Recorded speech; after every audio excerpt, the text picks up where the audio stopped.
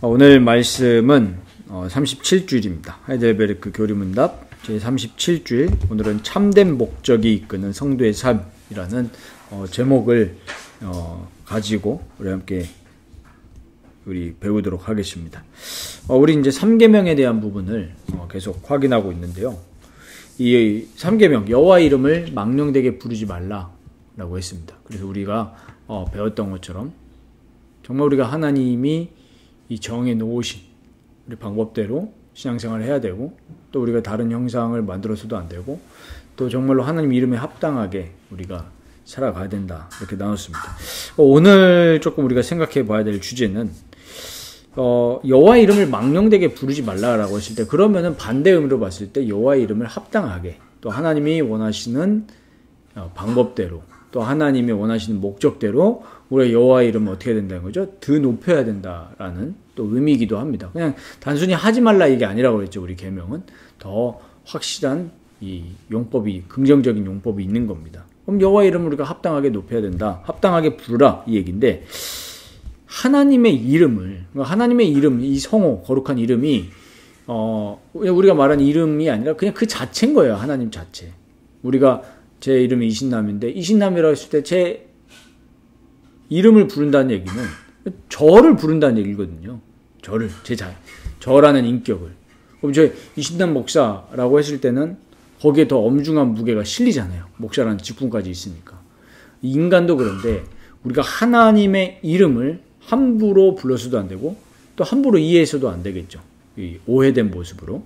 그래서 하나님의 이름을 나를 위해서 사용하느냐, 아니면 정말로 하나님의 영광을 위해서 하나님의 이름을 부르느냐, 우리가 생각해 봐야 된다는 거죠. 신명기 6장 12절에서 13절 보면은, 너는 조심하여 너를 애굽 땅 종되었던 집에서 인도하여 대신 여호와를 잊지 말고, 여기서 이제 중요한 게 뭐죠? 우리를 구원하신 하나님을 잊지 말라는 거예요. 그래서 13절에 이어서 보면, 내 하나님 여호와를 경외하며 그를 섬기며 그의 이름으로 맹세할 것이니라, 이렇게 말씀하고 있습니다. 이 신명기의 맹세, 여기서 말씀하고 있는 맹세는 뭐냐면, 이스라엘 백성들이 자기 뜻대로 죄 지으면서 살아가는 삶이 아니라 여호와 하나님 앞에서 살아가고 있다라는 것을 보여주는 징표인 거죠. 맹세라는 것 자체가. 맹세는 징표입니다. 약속과도 같은 거죠.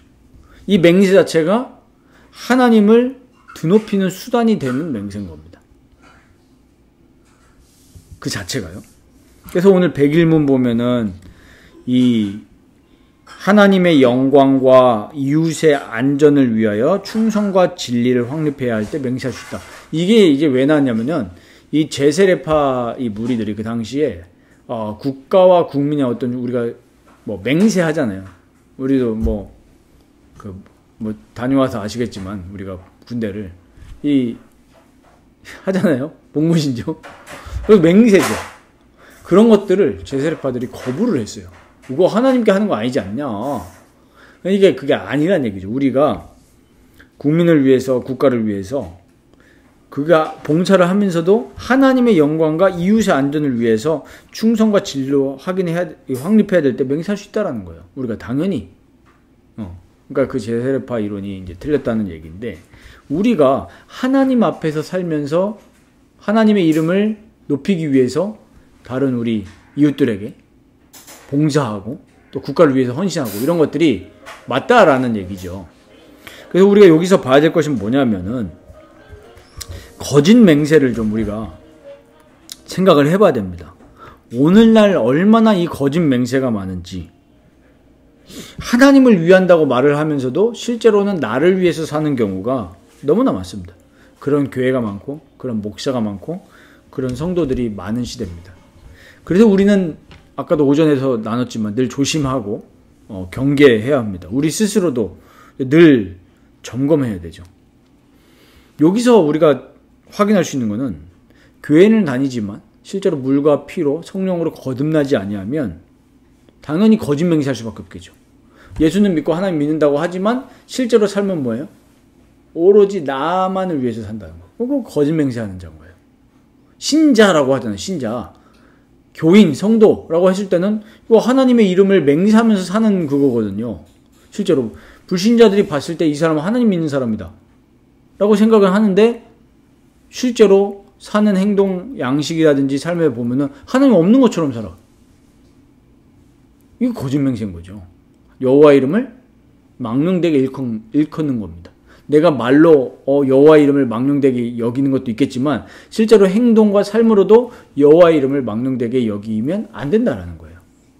그러면 우리가 또 확인해야 될 것이 거듭나지 않아도 거듭나지 않으면 당연히 거듭 맹세할 수밖에 없겠지만 거듭났는데 그리스도께 붙들리지 않으면 우리도 마찬가지로 거짓 맹세하면서 살아갈 수밖에 없습니다.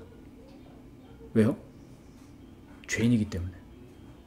그래서 우리가 아까 오전에 성찬식 했지만 성령으로 말미암아 지금 보좌에서 우리를 위해서 중보하고 계시는 육신의 몸을 입고 계신 그리스도와 연합해야 되는 거예요. 이게 정말 신비거든요. 그러니까 이 사실에 대한 이해와 적용이 잘 안 되면은 당연히 영적으로 뭔가 갈망한 사람들은 자꾸 신비주의로 갈 수밖에 없겠죠. 왜냐하면 내가 막 갑자기 드라마틱하게 막 뭐가 나타나고 바뀌어야 되니까. 그런데 실제로 성령의 열매는 없는, 오히려 성령의 체험이 있다는 사람들이, 성령을 받았다는 사람들이 더 교만하고 이런 모습들을 많이 보죠. 현상이 중요한 게 아니라 이제 열매가 중요한데, 어쨌든 여호와의 이름을 우리가 망령되게 일컬으며 살아갈 수밖에 없는 처참한 죄인이라는 것을 깨닫고 정말 우리가 기도해야 되겠습니다. 정말 그리스도께서 나를 붙들어 주옵소서. 나를 긍휼히 여겨 주옵소서. 나에게 자비를 베풀어 주셔서 정말 그리스도께 붙들리기를 원합니다. 왜? 우리 자체로는 정말 희망이 없잖아요. 요즘 말로 노답이잖아요. 그러니까 하나님 그리스도께서 나를 붙들어 주옵소서. 바울은 이걸 알고 바짝 엎드린 겁니다. 오라 나는 공고한 사람입니다.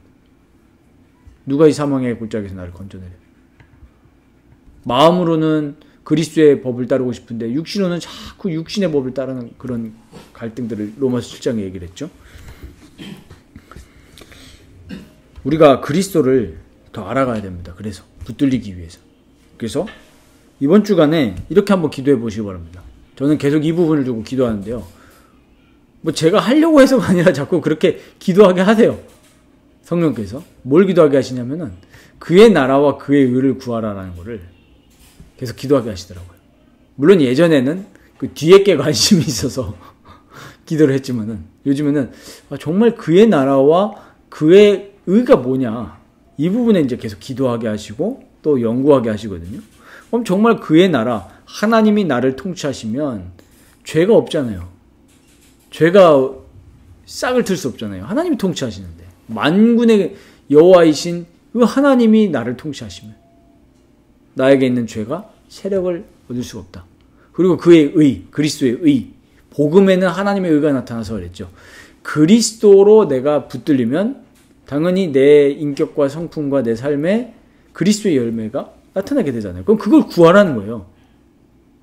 영어 성경에 seeking 이렇게 되죠. seeking. 자꾸 찾고 구해야 되는 거예요. 요거에 내가 막 어떻게 돼야 되는 거죠? 막 이렇게 뭐라고 애가 닳는다고 그래야 되나? 너무 찾고 싶어서. 그래서 우리 성경에도 보면 시편에 목마른 사슴 시냇물을 찾아 헤매듯이 정말로 그의 나라와 그의 의에 붙들려서 살아가고 싶은 열망을 가지시길 바랍니다. 다른 걸 구하는 게 아니라 우리가 안다고 생각하는 게 저주입니다. 안다고 생각하는 순간 어디에 빠지죠? 저주입니다. 교만에 빠지고. 우리 세상 말에도 그런 말이 있잖아요. 벼는 익을수록 고개를 숙인다. 근데 이제 어설프게 아는 사람들이 이제 뭐라고 합니까? 나 잘 알아. 비하하는 건 아닌데요. 가끔 가다가 택시를 타면은 택시 기사님들이 모든 걸 다 잘 알아요. 근데 실제로 전문가는 아닙니다. 오히려 박사님들이나 이런 진짜 전문가들을 보면은 뭐라고 얘기하죠? 나 잘 모른다 얘기. 왜? 알면 알수록 진짜 모르는 게 더 많아요. 우리가 성경을 자꾸 보면 볼수록 있잖아요. 모르는 게 더 많아져요. 오히려 옛날에는 저도 이게 이거다라고 딱 명제를 내리는데 묵상을 해보고 기도를 하고 또 삶에서 만나면 만날수록 이게 더 깊은 하나님 뜻이 있겠구나. 그래서 막 지식적으로 연구한다는 게 아니라 진짜 진리를 두고 갈망하게 된다는 거예요. 진짜로 왜 하나님이 원하시는 모습대로 살고 싶으면 싶을수록 더 갈망하게 된다니까요. 근데 나는 완전해. 난 다 깨달았어. 이런 순간 어떻게 되죠? 이제 교만해지면서 남들을 어떻게 하죠? 판단하고 정죄하고 그렇게 됩니다. 호세아서 4장 6절에 이런 말씀이 있죠. 지식이 없어 망하는도다. 하나님을 알아가는 지식이 없으면 그 백성은 망하게 되는 겁니다.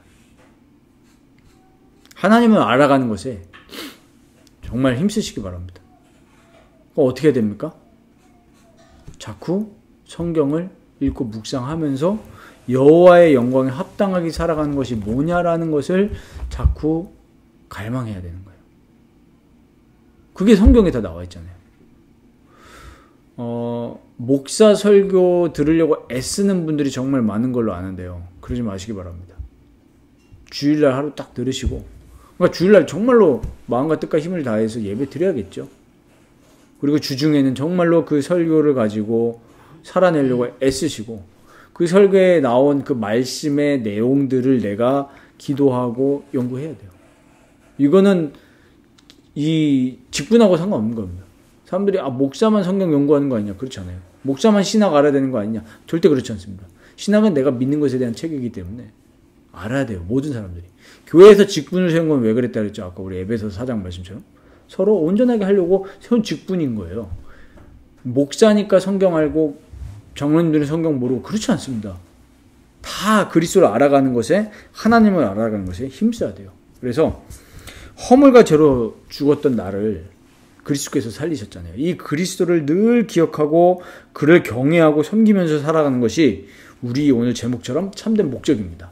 알아가는 거에 힘써야 돼요. 근데 우리 지금 안타깝게도 한국의 모습은 그리스도를 알아가는 것에 힘쓰지 않고 뭘 하는 거에 힘쓰죠? 체험하기에 힘쓰는 거예요. 무슨 체험인지는 모르겠어요. 올바르게 알아야 올바르게 체험하고, 올바르게 체험하면 나타나는 열매가 뭐죠? 삶이 바뀝니다. 근데 체험은 하는데 삶이 변화되지 않는다. 그거는 가짜신앙이죠. 그래서 정말로 하나님을 알아가면서 하나님을 영광 돌리기 위해서 내 삶이 바뀌는 거예요. 도덕적인 삶은 바뀌는 건 불교도 얘기하는 거잖아요. 근데 우리가 왜 삶이 변화되냐? 하나님을 그 영화롭게 하기 위해서 바뀌는 거라니까요. 이제 그의 영광을 위해서 살아간다는 게 우리 지난주에도 나눴지만 그의 거룩에 참여해서 나의 인격과 성품이 나를 창조하신 하나님을 닮아가고, 그러니까 그 형상을 보면은 우리가 대표적인 게 사랑, 또 뭐가 있습니까? 섬김, 그리고 문제가 와도 고난이 와도 어떻게 해요? 인내하고. 오히려 보세요. 요즘 이런 시대에 정말 물질 만능주의, 어느 시대보다도 그렇잖아요. 우리나라가 5,000년 역사 동안 이렇게 잘 살았던 적이 없답니다. 이렇게 전쟁 없던 시대가 없대요. 이런 시대에 예수 믿고 잘 된다는 걸로 전도가 되겠습니까? 나는 예수 안 믿어도 너보다 주식이 많아. 너보다 통장 잔고 많아. 이러면 어떨 거예요? 우리가 하나님의 형상을 닮아가면 정말 이런 시대에 오히려 더 하나님의 부흥이 나타날 줄 믿습니다. 올바른 부흥. 뭐예요? 저 사람은 나보다 돈이 없는데 어떻게 저렇게 평안하지? 어떻게 저렇게 인자하지? 어떻게 저렇게 고난 가운데서도 인내하지? 어떻게 저렇게 나보다 경제적 여유가 없는 것 같은데 어떻게 저렇게 자녀들을 온유함으로 기르지? 여기에 궁금증을 갖게 됐어요. 왜? 그 사람도 하나님의 형상이기 때문에요. 그래서 우리가 참된 목적이 뭐라고요? 하나님의 거룩하심에 참여하는 거예요. 어떤 비밀이죠? 그리스도와 연합입니다. 우리가 그런 의미에서 계속 성찬식에 참여해야 될 줄 믿습니다. 네. 그래서 마지막으로 아까 오전에 나눴던 말씀인데, 우리가 거짓 맹세하지 않기 위해서, 올바른 맹세를 하고 하나님을 드높이기 위해서 에베소서 4장 13절 14절 잘 다시 기억하시기 바랍니다. 그리스도를 믿는 것과 아는 일에 하나가 돼서, 우리 교회 공동체를 통해서 하나가 돼서 온전한 사람을 이루어서 그리스도의 장성한 분량이 충만한 데까지 이르는 겁니다. 근데 그게 왜 그러냐면요, 이는 이래요. 이제 우리가 어린아이가 되지 아니해서 사람의 속임수, 간사한 유혹, 그리고 온갖 교훈에 뭐라고 되어 있냐면 풍조라고 되어 있어요. 거기에 밀려서 요동하지 않게 하려고. 근데 저는 이걸 보면 교훈의 풍조 있죠. 지금 세상의 교훈의 풍조가 뭡니까? 어떻게 해서 가지고 부자 돼야 된다. 저는 그건 것 같아요. 그러니까 사람들이 할 수만 있으면 조금 편법을 저질러서라도 돈을 끌고 먹어야 돼요. 근데 그 교훈의 풍조에 어떻게 된다는 거예요? 밀려서 요동하게 된다는 거예요. 많은 신자들이 교회에 다니고 예수 믿는데도 불구하고 지금 요동하고 있죠. 어떤 것 때문에요? 네 글자로 불확실성. 저도 그래요. 불확실성. 내일이 어떻게 될지 모르는 거예요. 이런 시대가 어디 있었습니까? 차라리 이게 진짜 웃기죠. 과학이 엄청나게 발전했잖아요. 그래서 일기예보까지 합니다. 그런데 불과 100여 년 전만 해도 사람들이 농사 지으면서 어떻게 했습니까? 과학적 데이터가 없으니까. 그래서 우리나라 같은 경우에는 뭐가 있죠? 절기가 있잖아요. 대충 통계가 있는 거죠. 그때보다 미래를 예측할 수 있는 과학적인 도구들은 더 늘어났는데 더 불확실해요. 차라리 예전에는 어땠습니까? 저희도 그 세대를 직접 살아지 못했지만 70년대 뭐 80년대 이때만 해도 직장이 어떤 개념이었죠? 평생 직장. 우리 아버지 세대만 해도 지금 평생 직장이 어디 있습니까? 우스갯소리 있잖아요. 매일 삽터를 품에다가 이렇게 불확실한 시대를 우리가 살잖아요. 그리고 요즘에 막 사람들 집 막 샀다가 막 떨어지니까 울상이고 이런 불확실한 시대입니다. 그리스도인들도 요거에 밀려서 사시나무 떨듯이 떨고 있는 시대입니다. 그럼 우리가 이 말씀이 옛날 말씀이 아니잖아요. 지금 살아있는 그리스도의 말씀인데 그리스도를 아는 것과 믿는 일에 하나가 돼서 우리가 그 공동체 속에서 하나가 돼서 온전한 사람이 되면 이런 세상의 풍조에 흔들려서 요동하지 않는 굳건하고 건강한 그리스도인이 된다는 거예요. 그래서 목적이 뭐라고요? 내가 잘 먹고 잘 산다가 아니라 이런 나를 통해서 하나님의 영광을 드높이게 된다. 저 사람을 보면서 예를 들면 이런 거예요.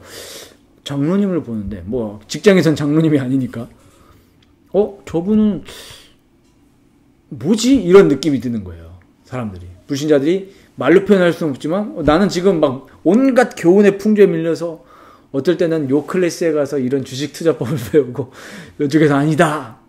뭐 장투를 해야 된다. 어떤 사람들은 아니다. 이러잖아요.